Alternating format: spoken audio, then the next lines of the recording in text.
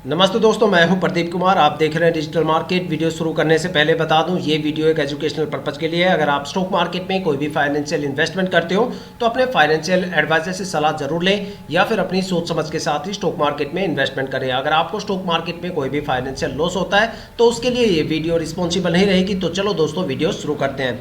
दोस्तों, आज हम बात करने वाले हैं मोरपेन लेबोरेटरी स्टॉक के बारे में। देखा जाए तो हेल्थ केयर सेक्टर से ये स्टॉक बिलोंग करता है। देखो, आज स्टॉक के बारे में दो ऐसी इंपॉर्टेंट चीज मैं आपको बताने वाला हूं। अगर वो दो चीजें आप किसी भी स्टॉक के बारे में बारीकी से जान जाते हो तो समझ लो आपने उस स्टॉक के बारे में 60 से लेकर 80% तक जो डीप फंडामेंटल एनालिसिस है वो मात्र चंद मिनट की वीडियो में कर डाली। उसके बाद आपको एक निष्कर्ष तक पहुंचने में टाइम नहीं लगेगा कि भाई क्या आपको स्टॉक में ट्रेड करना चाहिए या फिर नहीं करना चाहिए। एक एग्जाम्पल के तौर पर समझते हैं, जब आप किसी भी बैंक में जाते हो, वहां पर कोई भी इन्वेस्टमेंट करते हो, वहां पर कोई एफडी में इन्वेस्टमेंट करते हो, म्यूचुअल फंड लेते हो या फिर कोई भी बॉन्ड लेते हो, तो जाहिर सी बात है कि भाई आप बैंक से एक सवाल हमेशा करते हो कि भैया जहां पे हम इन्वेस्टमेंट कर रहे हैं आखिर यहाँ पे कितने टाइम ड्यूरेशन की होल्डिंग करने पे आखिर हमें कितनी मैच्योरिटी मिलेगी या फिर कितना रिटर्न देखने को मिलता है। लेकिन अगर हम स्टॉक मार्केट के केस में जाके देखें तो हम ये सारी चीजें बिल्कुल इग्नोर कर देते हैं। हम स्टॉक के बेसिक फंडामेंटल देखते हैं और स्टॉक के अंदर एक बड़ा ट्रेड वहां पे ले लेते हैं। जब हम ट्रेड कर चुके होते हैं तब काफी ज्यादा सवालों के घेरे हमारे सामने आके खड़े हो जाते हैं कि भाई क्या हमें स्टॉक में ट्रेड करना चाहिए था या नहीं करना चाहिए था, इसमें गिरावट होगी तो कितनी गिरावट होगी, इस स्टॉक में अगर रिटर्न आएगा तो कितना रिटर्न आएगा, कितने टाइम ड्यूरेशन तक यहाँ पे होल्ड करना चाहिए। सोचो, अगर ये सारे सवाल आपको इन्वेस्टमेंट करने से पहले ही पता चल जाए तो समझो कितना इजी रहेगा आपको ये डिसीजन बनाने में कि क्या आपको स्टॉक में ट्रेड करना चाहिए या नहीं करना चाहिए। इसी वजह से स्टॉक के बारे में मैं दो सबसे ज़्यादा इंपॉर्टेंट बात बताने वाला हूँ। एक तो सबसे पहले स्टॉक के पिछले 5 साल के रिटर्न मैं आपके साथ शेयर करने वाला हूँ, जिससे आपको एक अंदाजा मिलेगा, एक यहाँ पे पैटर्न देखने को मिलेगा कि भाई ये स्टॉक ने आखिर पिछले 5 सालों में अपने इन्वेस्टर्स को कितना रिटर्न दिया है और कितनी ज़्यादा यहाँ पे गिरावट देखने को मिलती है। जहाँ पे ये पैटर्न आपको देखने को मिलेगा कि भाई ये स्टॉक शॉर्ट टर्म में ज़्यादा प्रॉफिटेबल है या फिर लॉन्ग टर्म में ज़्यादा प्रॉफिटेबल है, या फिर ऐसे कौन कौन से नेगेटिव टाइम ड्यूरेशन है जहाँ पे आपको स्टॉक से भर भर के गिरावट देखने को मिल सकती है, या फिर ऐसे कौन कौन से पॉजिटिव टाइम ड्यूरेशन है जहाँ पे आपको स्टॉक में भर भर के रिटर्न देखने को मिल सकता है। मैक्सिमम स्टॉक में कितनी ज़्यादा गिरावट हो सकती है और मैक्सिमम कितना ज़्यादा रिटर्न देने का दम ये स्टॉक रखता है। साथ में एक नज़र डालेंगे स्टॉक के होल्डिंग पैटर्न को जानने में। कुछ बारीकियां है होल्डिंग पैटर्न के बारे में जो मैं आपके साथ शेयर करूंगा। साथ में एक निष्कर्ष तक पहुंचने की कोशिश करेंगे कि क्या हमें स्टॉक में ट्रेड करना चाहिए या फिर नहीं करना चाहिए। आपके काफी ज्यादा सवालों के जवाब इस वीडियो में छुपे हुए हैं। वीडियो को पूरा जरूर देखिएगा। आई होप कि यहां से आपको काफी ज्यादा वैल्यूएबल इंफॉर्मेशन देखने और सुनने को मिलने वाली है। तो चलो दोस्तों, वीडियो शुरू करते हैं। दोस्तों, अगर बात करें मोरपेन लेबोरेटरी स्टॉक के पिछले 5 साल के रिटर्न के बारे में तो देखते हैं स्टॉक ने शॉर्ट टर्म और लॉन्ग टर्म में आखिर पिछले 5 सालों में अपने इन्वेस्टर्स को कितना रिटर्न दिया और कितनी ज्यादा यहाँ पे हमें गिरावट देखने को मिलती है। अगर स्टॉक में शॉर्ट टर्म को लेके देखा जाए तो देखते हैं शॉर्ट टर्म में ये स्टॉक कितना ज्यादा प्रॉफिटेबल है और कितनी ज्यादा यहाँ पे हमें गिरावट देखने को मिलती है। अगर शॉर्ट टर्म में स्टॉक में 1 वीक की होल्डिंग की बात करें तो एक हफ्ते में करीब यहाँ पे स्टॉक ने 5.5% से ज्यादा की गिरावट दर्ज की है। और अगर स्टॉक में 1 महीने की होल्डिंग की बात करें तो 1 महीने में स्टॉक ने करीब 18.5% से ज्यादा की गिरावट यहाँ पे दर्ज की है। और अगर स्टॉक में 3 महीने की होल्डिंग की बात करें तो 3 महीने में स्टॉक ने करीब 27.5% से ज्यादा की यहाँ पे गिरावट दर्ज की है। और अगर स्टॉक में 6 महीने की होल्डिंग की बात करें तो 6 महीने में स्टॉक ने लेस देन 1% का रिटर्न दिया है। और अगर स्टॉक में 9 महीने की होल्डिंग की बात करें तो 9 महीने में स्टॉक ने करीब 31.25% से ज्यादा का रिटर्न दिया है। अब बात करने वाले हैं स्टॉक के लॉन्ग टर्म को लेके। देखते हैं लॉन्ग टर्म में ये स्टॉक कितना ज्यादा प्रॉफिटेबल है और कितनी ज्यादा हमें लॉन्ग टर्म में यहाँ पे गिरावट देखने को मिलती है। अगर स्टॉक में लॉन्ग टर्म में 1 ईयर की होल्डिंग की बात करें तो 1 साल में स्टॉक ने करीब यहाँ पे 11.5% के करीब रिटर्न दिया है। और अगर स्टॉक में 2 साल की होल्डिंग की बात करें तो 2 साल में स्टॉक ने करीब 123% का रिटर्न दिया है। देखा जाए तो 2 साल में स्टॉक ने अपने इन्वेस्टर्स का पैसा करीब डबल से ज्यादा करके दिया है। अगर स्टॉक में 3 साल की होल्डिंग की बात करें तो 3 साल में स्टॉक ने करीब 20% के करीब रिटर्न दिया है। और अगर स्टॉक में 4 साल की होल्डिंग की बात करें तो 4 साल में स्टॉक ने करीब 106% का एक अच्छा खासा रिटर्न दिया है। देखा जाए तो 4 साल में स्टॉक ने अपने इन्वेस्टर्स का पैसा करीब डबल से ज्यादा करके दिया है। और अगर स्टॉक में 5 साल की होल्डिंग की बात करें तो 5 साल में स्टॉक ने अपने इन्वेस्टर्स को 326% के करीब रिटर्न दिया है। देखा जाए तो 5 साल में स्टॉक ने करीब अपने इन्वेस्टर्स का पैसा करीब 3.25 गुना से ज्यादा करके दिया है। अगर एक कंक्लूजन निकाल के देखा जाए तो ये स्टॉक शॉर्ट टर्म में भी काफी ज्यादा प्रॉफिटेबल है। और अगर बात करें लॉन्ग टर्म के बारे में तो लॉन्ग टर्म में भी ये स्टॉक काफी ज्यादा प्रॉफिटेबल रहा है। अगर शॉर्ट टर्म के सबसे बेस्ट टाइम ड्यूरेशन की बात करें तो यहाँ पे 9 मंथ का टाइम ड्यूरेशन है, जहां पे स्टॉक ने करीब 31.25% से ज्यादा का रिटर्न दिया है। और अगर बात करें लॉन्ग टर्म के बारे में, तो लॉन्ग टर्म में मैं आपको यही सजेस्ट करूंगा कि भाई स्टॉक में आप जितने लंबे टाइम ड्यूरेशन के लिए होल्ड करोगे उतना अच्छा खासा भर भर के रिटर्न आपको स्टॉक से देखने को मिलेगा।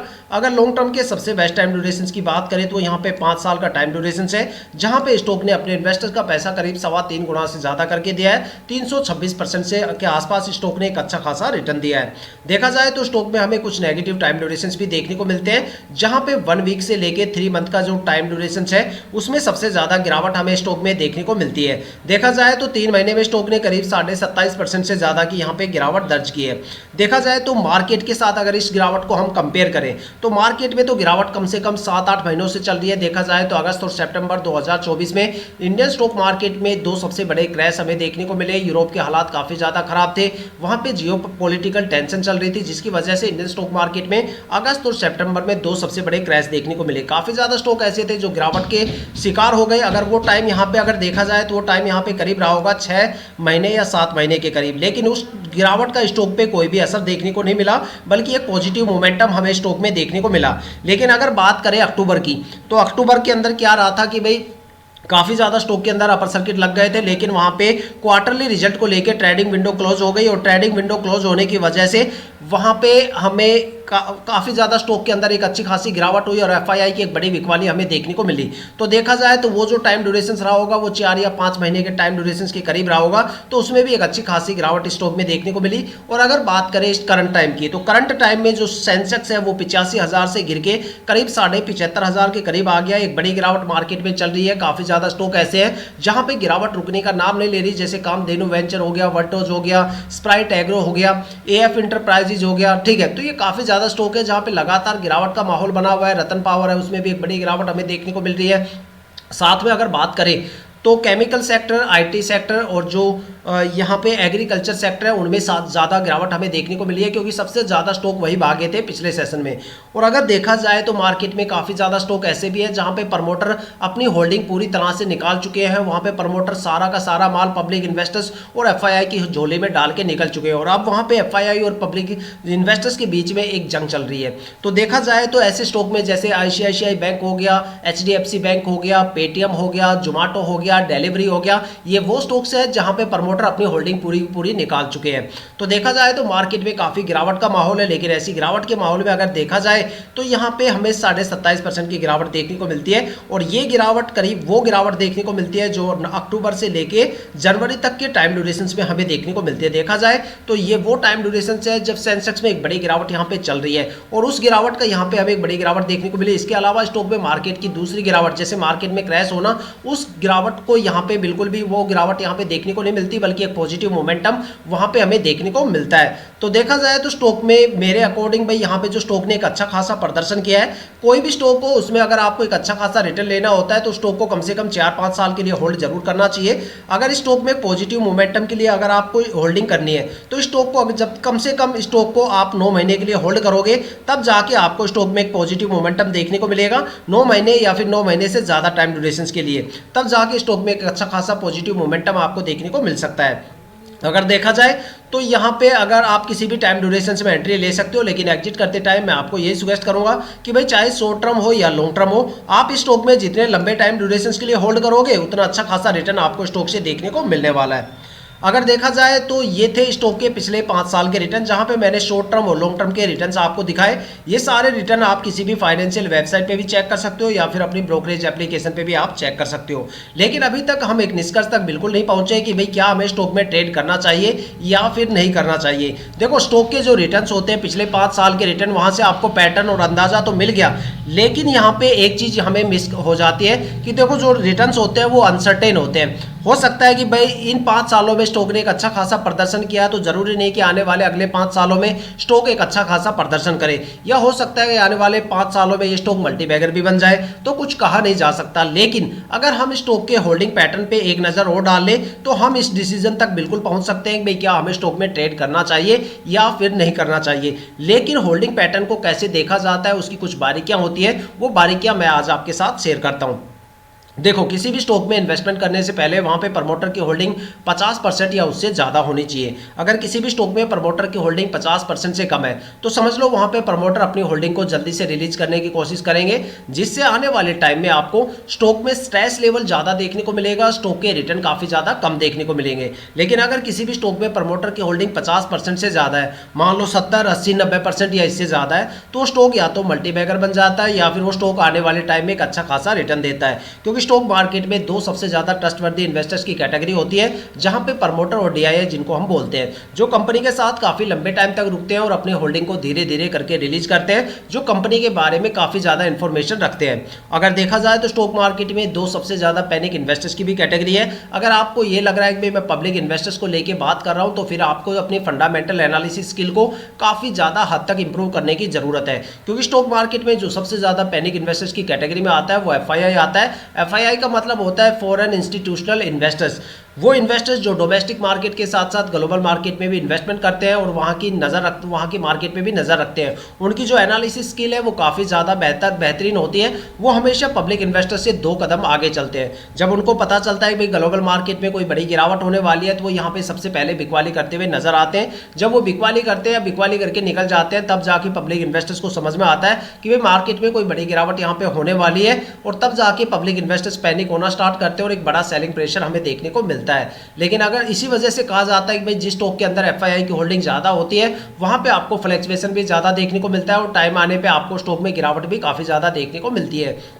इसलिए अगर आप कोई भी प्रैक्टिकल डेमोस्ट्रेशन करना चाहते हो, तो देखो आप कोई भी रैंडमली 15-20 स्टॉक उठा लेना, उसके 1 साल का होल्डिंग पैटर्न चेक करना, एफआईआई का होल्डिंग पैटर्न चेक करना। उसमें से आपको काफ़ी ज़्यादा स्टॉक ऐसे देखने को मिलेंगे जहाँ पे पिछले साल एफआईआई की होल्डिंग 10, 15, 20% से लेके 40, 45% होती है और अगले साल तक आते आते वो होल्डिंग 5 या 7% रह जाती है या 0% हो जाती है। लेकिन काफ़ी ज़्यादा स्टॉक आपको ऐसे भी देखने को मिलेंगे जहाँ पे लास्ट ईयर एफआईआई की होल्डिंग 0% होती है और अगले साल तक आते आते वो होल्डिंग 10, 15, 20% से लेके 40, 45% हो जाती है। तो इतना बड़ा फ्लक्चुएशन आपको एफआईआई की होल्डिंग के साथ देखने को मिलता है। इसलिए हमेशा कहा जाता है कि जिस स्टॉक में आप इन्वेस्टमेंट करो वहाँ पर प्रमोटर की होल्डिंग ज़्यादा से ज़्यादा होनी चाहिए और एफआईआई की होल्डिंग कम से कम होनी चाहिए। एक अच्छा खासा रिटर्न आप मार्केट से गेन कर सकते हो। अब बात करने वाले हैं स्टॉक के होल्डिंग पैटर्न को लेके। देखते हैं स्टॉक का होल्डिंग पैटर्न के पिटारे से आखिर क्या निकल के आता है।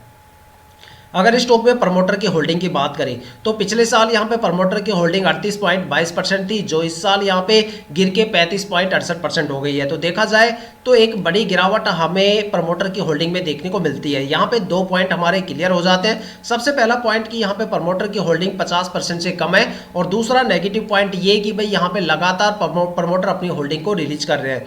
दूसरा, अगर यहाँ पे अगर सबसे ज्यादा ट्रस्टवर्दी इन्वेस्टर डीआईआई की होल्डिंग की बात करें तो यहाँ पे पिछले साल डीआईआई की होल्डिंग 2.15% थी, जो इस साल गिर के 1.64% हो गई है। तो देखा जाए तो एक बड़ी गिरावट हमें डीआईआई की होल्डिंग में भी देखने को मिलती है।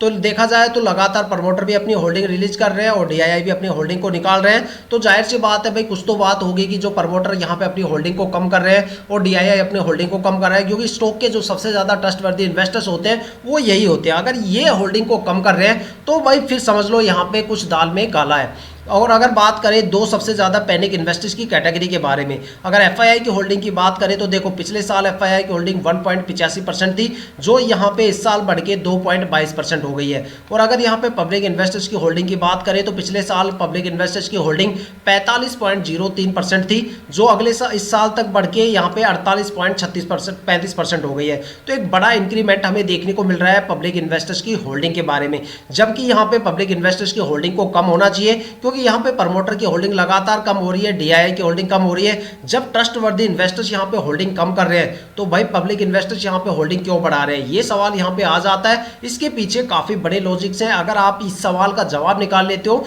तो समझ लो आपने यहाँ पे काफी बड़ी पहेली को रिजोल्व कर लिया, क्योंकि जो सबसे ज्यादा ट्रस्टवर्दी इन्वेस्टर्स होते हैं वही अगर होल्डिंग को कम कर रहे हैं तो भाई कोई तो बात यहाँ पे होगी। तो दोस्तों ये थे स्टॉक के पिछले 5 साल के रिटर्न जो आपके सामने मैंने रखे हैं, साथ में होल्डिंग पैटर्न की कुछ बारीकियां जो मैंने आपको बताई है, साथ में होल्डिंग पैटर्न का जो डेटा है वो आपके सामने रखा है। पिछले साल का डेटा कंपैरिजन के साथ आपके साथ है। अब डिसीजन आपको लेना है कि भाई क्या आपको स्टॉक में ट्रेड करना चाहिए या फिर नहीं करना चाहिए। अपनी जो महत्वपूर्ण राय है वो हमें कमेंट करके जरूर बताइएगा, ताकि जितने भी नए इन्वेस्टर्स यहाँ पे आते हैं उनको यहाँ पे एक डिसीजन मेकिंग में काफ़ी ज़्यादा हेल्प मिले।